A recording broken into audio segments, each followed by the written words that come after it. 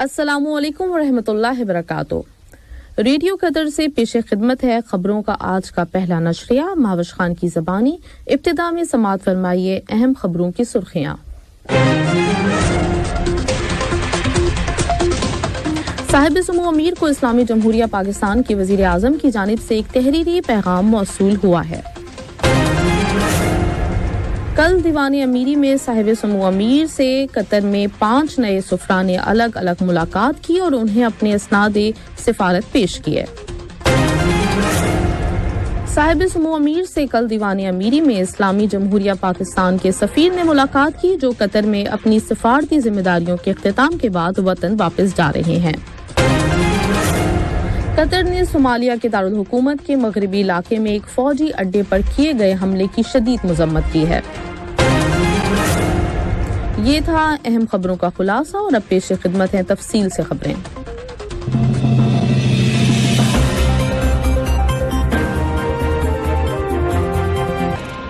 साहिब-ए-सुमो अमीर शेख तमीम बिन हमद अल सानी को इस्लामी जमहूरिया पाकिस्तान के वज़ीर आज़म शहबाज शरीफ की जानिब से एक तहरीरी पैगाम मौसूल हुआ है, जिसका ताल्लुक दो तरफा ताल्लुकात और उन्हें फ़रोग़ देने के वसाइल से है। वज़ीर ममलिकत बराए खारजा उमूर सुल्तान बिन साद अल मुरीखी से कतर के दौरे पर आए हुए पाकिस्तान के वज़ीर ममलिकत बराए पेट्रोलियम मुसद्दक मसूद मलिक ने मुलाकात की और उन्हें साहिब-ए-सुमो अमीर के नाम अपने मुल्क के वज़ीर आज़म का मज़कूरा पैगाम पहुंचाया। कल सुबह दीवाने अमीरी में साहिब-ए-सुमो अमीर शेख तमीम बिन हमद अल सानी से इस्लामी जमहूरिया पाकिस्तान के सफ़ीर सैयद अहसन रज़ा शाह ने मुलाकात की, जो कतर में अपनी सिफारती जिम्मेदारियों के इख्तिताम पर अनकरीब वतन वापस जा रहे हैं। साहिब-ए-सुमो अमीर ने पाकिस्तान के सफ़ीर से उनकी मुस्तकबिल की जिम्मेदारियों में कामयाबी और दोनों मुल्कों के दरमियान ताल्लुकात को मज़ीद फ़रोग़ देने की ख्वाहिश का इजहार किया। साहिब-ए-सुमो अमीर ने दोनों मुल्कों के दरमियान ताल्लुकात को फ़रोग़ देने के सिलसिले में उनकी कोशिशों के एतराफ़ में उन्हें अलवजबा एजाज़ से नवाजा और उनकी मुस्तकबिल की जिम्मेदारियों में कामयाबी और दोनों मुल्कों के ताल्लुकात में मज़ीद फ़रोग़ देने के लिए नेक ख्वाहिशात का इजहार किया है।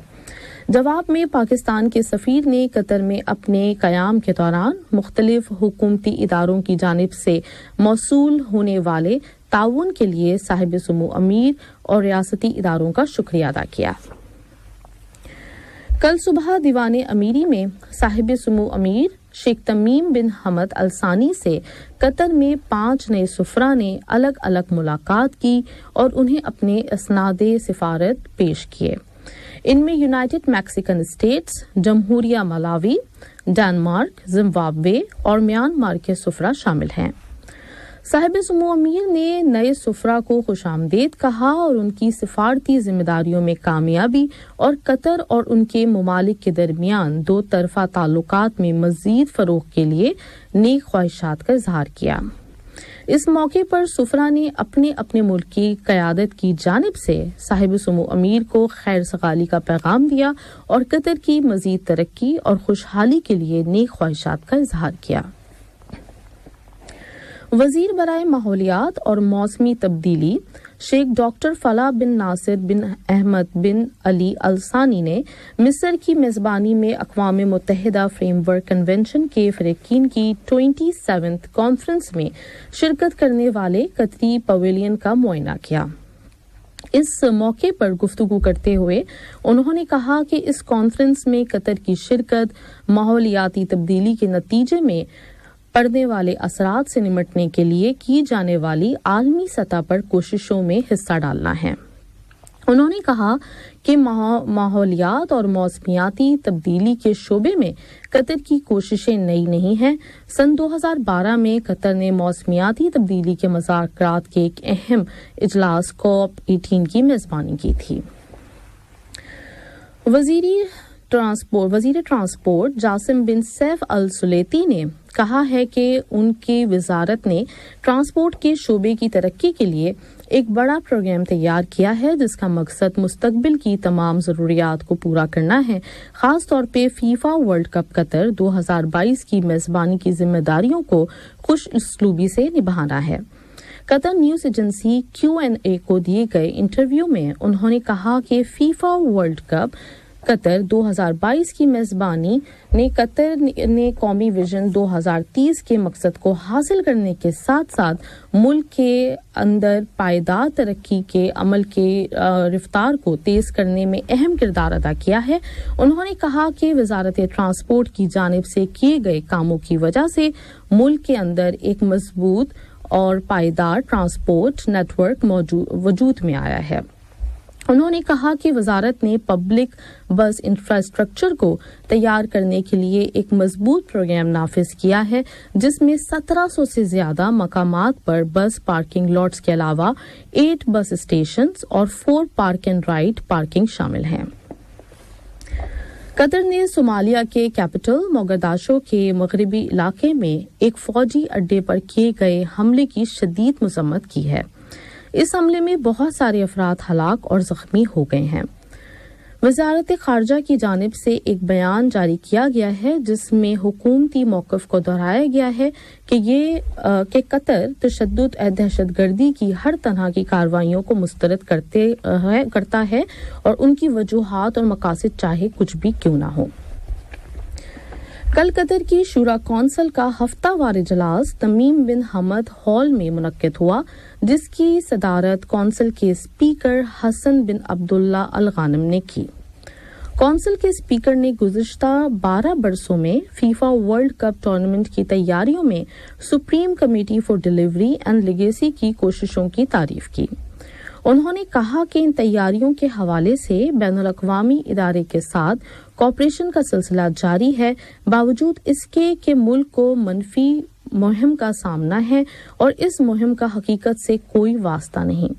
انہوں نے کہا کہ منفی ریمارکس دینے والوں میں سے اکثر نے قطر کا دورہ کرنے کے بعد افسوس کا اظہار کیا اور کہا کہ یہ الزامات سراسر غلط ہیں۔ کونسل نے مالی سال 2023 کے اسٹیٹ جنرل بجٹ کے مسودے اور عام بجٹ کی منظوری کے مسودے کا جائزہ لیا اور انہیں مالیاتی اور اقتصادی امور کی کمیٹی کو روانہ کرنے کا فیصلہ کیا۔ کونسل نے اپنے گزشتہ سال کے منٹس کی بھی منظوری دی۔ قطر نے خلیج کی تعاون کونسل GCC کی economic and development affairs authority کی مستقل وزارتی کمیٹی کے اجلاس میں شرکت کی ہے۔ یہ اجلاس سعودی عرب کی میزبانی میں کونسل کے جنرل سیکریٹریٹ ہیڈ کوارٹر میں منعقد ہوا۔ وزیر مالیات علی بن احمد القواری نے اجلاس میں قطر کی جانب سے شرکت کی۔ اجلاس کی کارروائی کے دوران مختلف موضوعات زیر بحث آئے جن میں GCC کے سیکریٹری جنرل کی رپورٹ، ایک گلف اکنامک ماڈل کی تعمیر، سن 2025 تک اکنامک یونٹی کے اقدامات اور منصوبوں کے لیے روڈ میپ کے بارے میں موضوعات زیر بحث آئے۔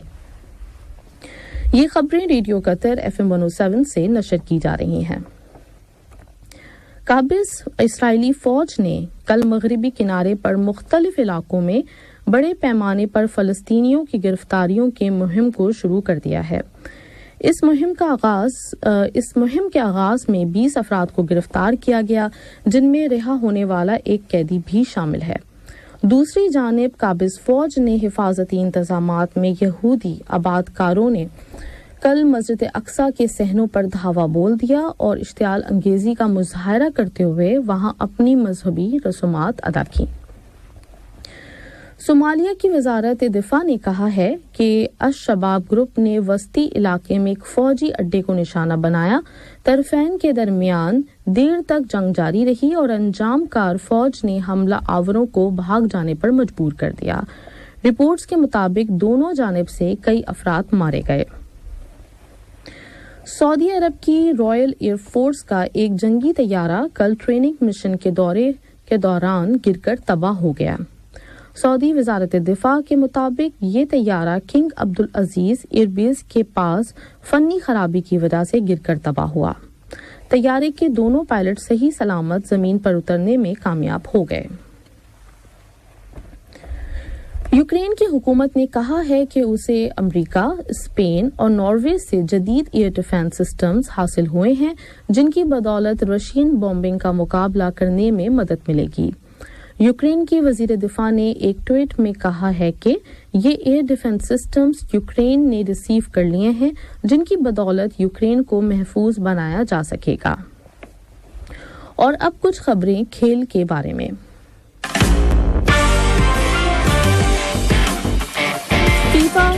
फीफा वर्ल्ड कप कतर 2022 के चीफ एग्जीक्यूटिव ऑफिसर नासिर अल खातिर ने कहा है कि हमें 40 मिलियन वर्ल्ड कप के टिकट्स की रिक्वेस्ट मौसूल हुई थी। अब तक 3 मिलियन टिकट्स फरोख्त किए जा चुके हैं। अपने एक बयान में उन्होंने कहा कि ये कतर पर की जाने वाली कुछ तनकीद सियासत और नस्ल परस्ती से मुतासिर है। कुछ यूरोपियन कंट्रीज का ख्याल है कि वर्ल्ड कप की मेजबानी के हकदार सिर्फ वही हैं। ब्राजील ने फीफा वर्ल्ड कप कतर 2022 के लिए प्लेयर्स की लिस्ट का ऐलान कर दिया है। लिस्ट में 26 प्लेयर्स शामिल हैं। ब्राजील की नेशनल टीम वर्ल्ड कप के ग्रुप जी में सर्बिया, स्विट्जरलैंड और कैमरून के साथ मैचेस खेलेगी। ब्राजील की टीम अपने वर्ल्ड कप कैंपेन का आगाज 24 नवंबर को सर्बिया के साथ मैच के साथ करेगी, जिसके बाद वो 28 नवंबर को स्विट्जरलैंड और 2 दिसंबर को कैमरून की टीम के साथ मैचेस खेलेगी। आखिर में अहम खबरों का खुलासा एक दफा फिर सुन लीजिए। साहिब सुमो अमीर को इस्लामी जमहूरिया पाकिस्तान के वजीर आजम की जानिब से एक तहरीरी पैगाम मौसूल हुआ है। कल दीवान अमीरी में साहिब सुमो अमीर से कतर में 5 नए सुफरा ने अलग अलग मुलाकात की और उन्हें अपने असनाद सिफारत पेश किए। साहिब सुमो अमीर से कल दीवान अमीरी में इस्लामी जमहूरिया पाकिस्तान के सफीर ने मुलाकात की, जो कतर में अपनी सिफारती जिम्मेदारियों के इख्तिताम के बाद वतन वापस जा रहे हैं। कतर ने सोमालिया के दारुल हुकूमत के मगरबी इलाके में एक फौजी अड्डे पर किए गए हमले की शदीद मजम्मत की है। इसके साथ ही रेडियो कतर से खबरों का आज का पहला नशरिया खत्म हुआ। न्यूज प्रोड्यूसर महमूद अहमद और स्टूडियो से मोहम्मद हसन, इंतखाब आलम और माविश खान को दीजिए इजाजत। अल्लाह हाफिज। हमारा दूसरा बुलेटिन शाम 7:30 बजे पेश किया जाएगा। सुनते रहिए FM 107